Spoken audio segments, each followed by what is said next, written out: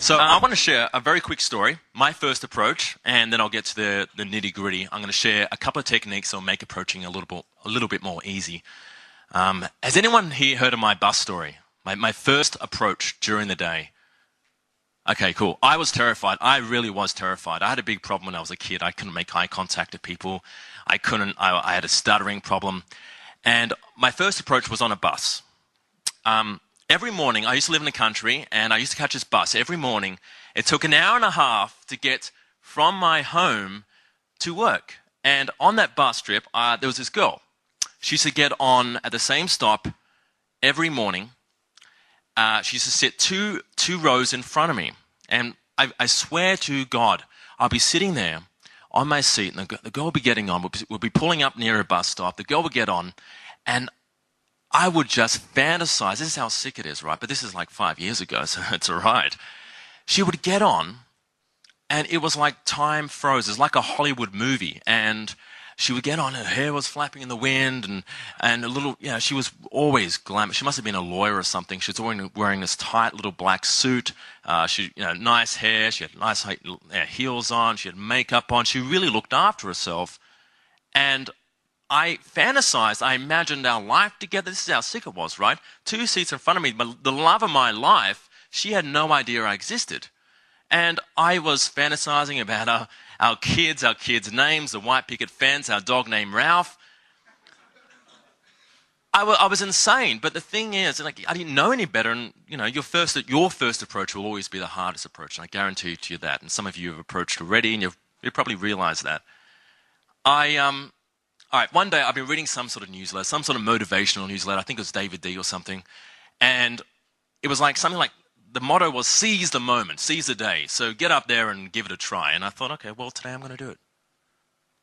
Today I'm going to walk up and I'm going to do my approach, because if I don't do it today, I'm not going to do it ever.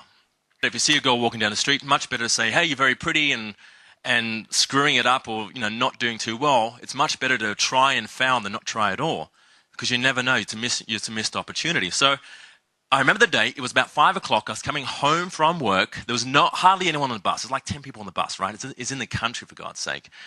And again, she sat 2 seats in front of me. I sat there and I stared. And I cringed the day, like I knew I had to walk up and talk to her, but there's still people on the bus.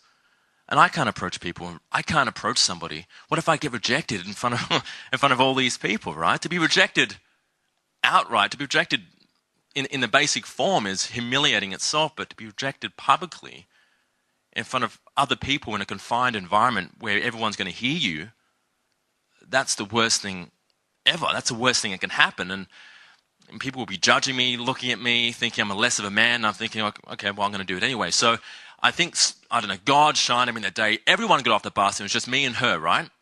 Anyway, we started coming up to near her stop, and I thought, okay, well, I'm going to make my move very quickly. My hands started shaking. The sweat started rolling down the back of my jacket, and I'm thinking, oh God, the nerves are kicking in now.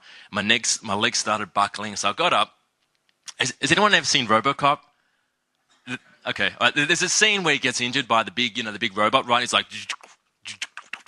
That was me walking up to a seat, right? It's only 2 seats in front of me. So I ended up walking up, and I noticed she actually passed the stop. She didn't get off. She didn't press the button. So I sat down. I thought, that's a great conversational starter.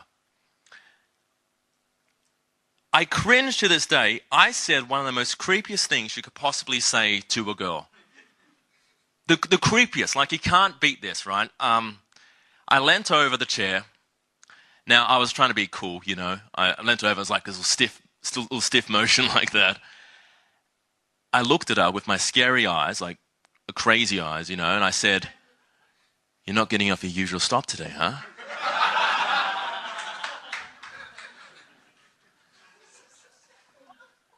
I actually thought I was doing well, right? I didn't know any better. And I actually thought I was getting somewhere with this girl, but I wasn't. And I can see it to this day, the creepy meter was going up to 10. It was off the charts. I was creeping this girl out seriously, and I was thinking in my head, yes, I'm getting laid tonight. Yeah, man.